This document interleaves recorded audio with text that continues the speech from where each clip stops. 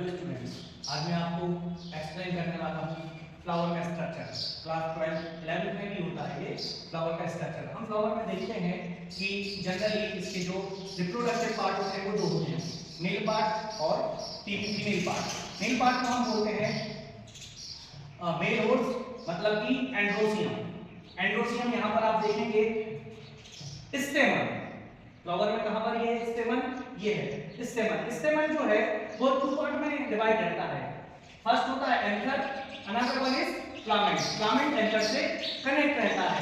अब इसका जो दूसरा रिप्रोडक्टिव पार्ट होता है वो होता है फीमेल रिप्रोडक्टिव पार्ट, जिसे हम बोलते हैं गाइनोसियम। तो गाइनोसियम कहां पर है फ्लावर में, ये रहा। फ्लावर में गाइनोसियम ये है। गाइनोसियम को हम बोलते हैं कार्पल।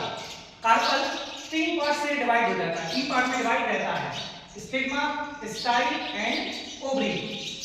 ये जो स्टिग्मा होता है यहाँ पर पोलन आकर अटैच होता है, फिर उसके बाद ये पोलन ट्यूब बनाएगा, फिर उसके बाद ओवरी में आके ओव्यूल से ये फर्टिलाइज होगा। अब हम समझते हैं इसकी लाइफ साइकिल एक्चुअल में चलती कैसे है।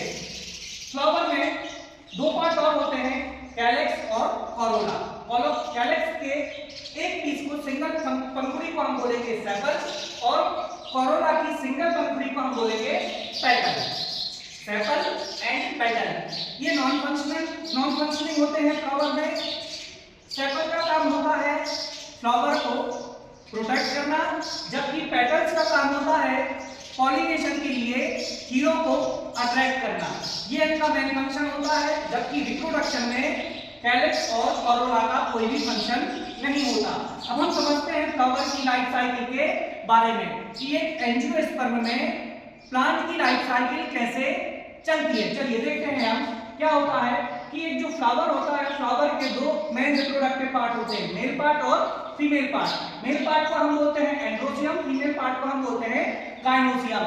मेल पार्ट स्टेमन कहलाता है। स्टेमन मैंने बताया आपको तीन पार्ट में डिवाइड, दो पार्ट में डिवाइड रहता है, एंथर और फिलामेंट। यहां पर हम देखेंगे गाइनोसियम। गाइनोसियम को हम बोलते हैं कार्पल, जो कि इसका फीमेल पार्ट होता है वो तीन पार्ट में डिवाइड रहता है, स्टिग्मा, स्टाइल एंड ओवरी।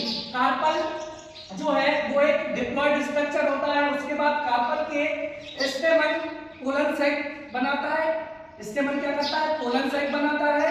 उस पोलन सैक के अंदर प्रोड्यूस होते हैं पोलन ग्रेन।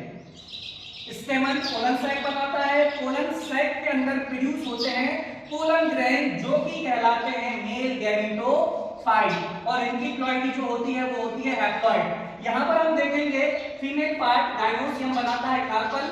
कार्पल के अंदर होता है ओव्यूल, जो कि क्या प्रोड्यूस करता है, मेगास्पोर, जो कि हैप्लॉइड होता है। कार्पल डिप्लॉइड होता है, जबकि मेगास्पोर हैप्लॉइड होता है, जो कि बनता है यहां पर ओवरी के अंदर ओव्यूल में। तो ये मेगास्पोर की प्लॉइडी हैप्लॉइड।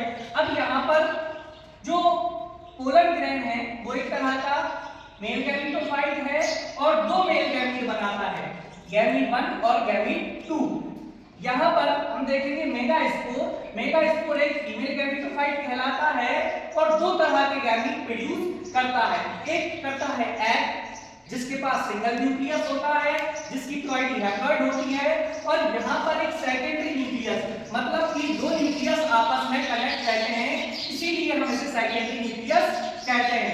तो मेगास्पोर एक एग बनाता है और एक सेकेंडरी न्यूक्लियस बनाता है। अब हम आते हैं मेल गैमेटोफाइट पर। तो मेल गैमेटोफाइट दो गैमीट प्रोड्यूस करता है, गैमीट 1 और गैमीट 2। एक पोलन ग्रेन के अंदर दो गैमीट बनते हैं पोलन के डेवलपमेंट के टाइम, गैमीट 1 और गैमीट 2। अब आएगी फर्टिलाइजेशन की बारी। तो फर्टिलाइजेशन होगा सबसे पहले एग और गैमीट 1 आपस में फ्यूज होंगे और एक डिप्लॉयड स्ट्रक्चर बनाएंगे। गैमीट 1 और एग आपस में फर्टिलाइज होंगे और एक डिप्लॉयड स्ट्रक्चर बनाएंगे, जिसे हम क्या बोलेंगे, जाइगोट। जाइगोट मल्टीप्लाई करके बनाएगा एम्ब्रियो। अब हम आते हैं इस पर कि गैमीट 2 सेकेंडरी न्यूक्लियस के साथ, यहां पर आप देखें गैमीट 2 हैप्लॉइड है, जबकि सेकेंडरी न्यूक्लियस के पास दो न्यूक्लियस हैं, तो यहां पर होगा ट्रिपल फ्यूजन। तो यहां पर एक हैप्लॉइड गैमीट एक सेकेंडरी न्यूक्लियस के साथ फ्यूज होगा और बनाएगा एंडोस्पर्म न्यूक्लियस। एक ट्रिप्लॉइड एंडोस्पर्म न्यूक्लियस बनाएगा और ये ट्रिप्लॉइड एंडोस्पर्म न्यूक्लियस आगे जाकर एंजियोस्पर्म बनाएगा। अब ये एम्ब्रियो और एंडोस्पर्म आपस में मिलकर एक सीड का फॉर्मेशन करेंगे। क्या कहा मैंने? ये एम्ब्रियो और ये एंडोस्पर्म आगे जाकर एक सीड का फॉर्मेशन करेंगे।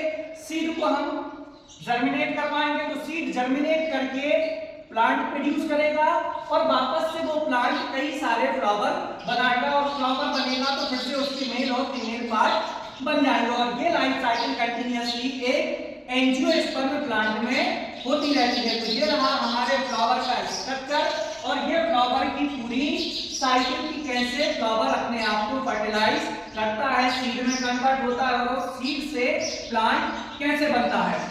Thanks for watching.